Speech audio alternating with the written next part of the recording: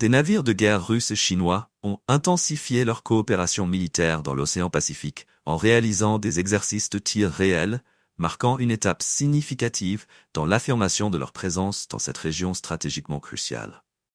Selon un communiqué de la flotte du Pacifique, ces manœuvres incluaient des opérations de lutte anti-sous-marine et de défense aérienne, mettant en lumière la montée en puissance de ces deux puissances militaires. Les forces navales conjointes de Russie et de Chine ont conduit ces exercices dans la zone nord-ouest du Pacifique, où l'escadron a simulé des situations de combat en recherchant un sous-marin ennemi fictif.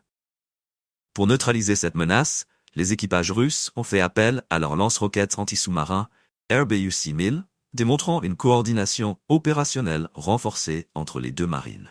Cette opération a révélé non seulement les capacités techniques des navires, mais aussi l'efficacité de leur tactique à travers une collaboration accrue. Après ces exercices de détection sous-marine, les navires se sont préparés à repousser une attaque de missiles aériens simulés. Les forces russes ont activé leur système de missiles anti-aériens Kinzhal, combiné à des systèmes de brouillage passif pour contrer les intrusions ennemies. Cette phase des exercices souligne l'engagement des deux nations à se renforcer mutuellement face à des menaces perçues dans la région.